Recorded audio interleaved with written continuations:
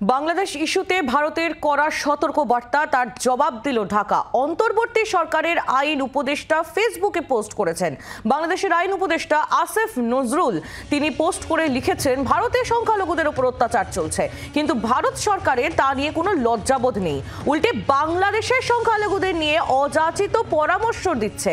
ভারতের এই দ্বিচারিতা অত্যন্ত নিন্দনীয়। এই মর্মেই ফেসবুক পোস্ট করা হয়েছে বাংলাদেশের আইন উপদেষ্টা আসিফ নজরুলের তরফ থেকে। কথা বলবো আমরা, রাজীব চক্রবর্তী আমাদের প্রতিনিধি আমাদের সঙ্গেই রয়েছেন। রাজীব, বাংলাদেশে এই মুহূর্তে যা পরিস্থিতি তার দিকে সতর্ক দৃষ্টি রেখেছে ভারত সরকার। নয়াদিল্লির তরফ থেকে বিবৃতি জারি করা হয়েছে, তার এবার পাল্টা উত্তর দিল বাংলাদেশ। একদমই, দেখো, বাংলাদেশ যে সরকার অর্থাৎ মোহাম্মদ ইউনূসের যে সরকার চলছে, সেই সরকারের আইনি উপদেষ্টা সেখানে তিনি রয়েছেন আসিফ নজরুল। তিনি একটি সোশ্যাল মিডিয়ায় পোস্ট করেছেন এবং তাতে বলা যেতে পারে কড়া বার্তা দেওয়া হয়েছে ভারতকে। পাল্টা ভারতকে বলা হয়েছে যে ভারতের অভ্যন্তরে সংখ্যালঘুদের উপর উৎপীড়নের ঘটনা ঘটে, ভারত সেদিকে নজর না দিয়ে বাংলাদেশের অভ্যন্তরীণ বিষয়ে নাক গলাচ্ছে, যেটি দ্বিচারিতা ছাড়া আর কিছু নয়। তোমাকে স্পষ্ট জানিয়ে রাখি যে এক্ষেত্রে বাংলাদেশের যে অবস্থান, তাদের অবস্থান যে বিষয়টি বাংলাদেশের অভ্যন্তরে আইনি প্রক্রিয়া চলছে। চিন্ময় কৃষ্ণ দাসকে গ্রেপ্তার করার পর তার বিচার প্রক্রিয়া শুরু হয়েছে। তাকে জামিন দেওয়া হবে কি না দেওয়া হবে সেটি বাংলাদেশের বিষয়।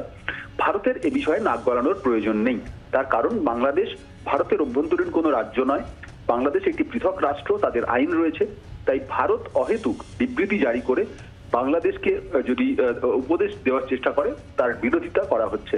এই বিষয়ক কিন্তু একটি বিবৃতি দেওয়া হয়েছে এবং যা নিয়ে নতুন করে ভারত এবং বাংলাদেশের মধ্যে যে টানাপোড়েন চলছিল তাতে একটা নতুন অধ্যায় শুরু হয়েছে বলে মনে করা হচ্ছে।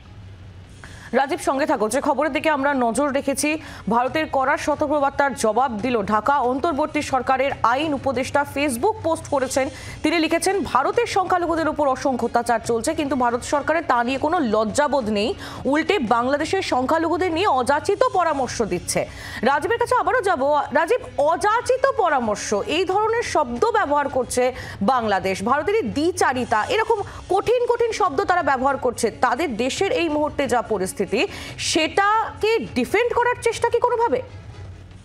একদমই তাই। দেখো, যেটা স্পষ্টভাবেই প্রকাশ করেছেন আসিফ নজরুল, তিনি সেদেশের আইনি উপদেষ্টা পদে রয়েছেন এবং তিনি সরকারিভাবে বিবৃতি না দিয়ে সোশ্যাল মিডিয়ায় পোস্ট করেছেন। এবং এটি একেবারেই স্পষ্ট যে ভারত যেভাবে বিবৃতি দিয়েছে, ভারতের বিদেশ মন্ত্রক যেভাবে বিবৃতি দিয়েছে, ভারতের বিদেশ মন্ত্রকের মুখপাত্র যেভাবে গতকাল সাংবাদিকদের মুখোমুখি হয়ে জবাব দিয়েছেন, তারপর বাংলাদেশের তরফ থেকেও তার জবাব আসা উচিত বলে মনে করা হচ্ছিল। আর তারপরেই সন্ধ্যের পরে এই আসিফ নজরুল তিনি এই বিবৃতি দিয়েছেন। তিনি বিবৃতি বলা ভুল হবে, তিনি সোশ্যাল মিডিয়াতে পোস্ট করেছেন এবং সেখানে তিনি বলেছেন যে ভারতের অভ্যন্তরে যারা ভারতের বিভিন্ন রাজ্যে বিভিন্ন জায়গায় সংখ্যালঘুদের উপর উৎপীড়নের ঘটনা ঘটে, তা নিয়ে লজ্জাবোধ নেই ভারতের। উল্টে বাংলাদেশকে অযাচিত ভাবে জ্ঞান দেওয়া হচ্ছে। এই অযাচিত শব্দ বা এই বিষয়গুলি, যে শব্দগুলি ব্যবহার করা হয়েছে, তার একটাই উদ্দেশ্য বা একটাই বক্তব্য, তার মর্মার্থ যদি বলা যায়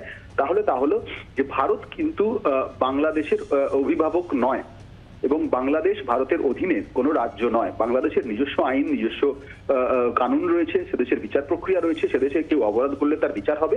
ভারতের বিবৃতি নিয়েই কিন্তু মূল আপত্তি জানিয়েছে বাংলাদেশ। রাজীব, ধন্যবাদ। রাজীব চক্রবর্তী আমাদের প্রতিনিধি ছিলেন আমাদের সঙ্গে। বাংলার আওয়াজ, বাঙালির আবেগ, জি 24 ঘন্টা।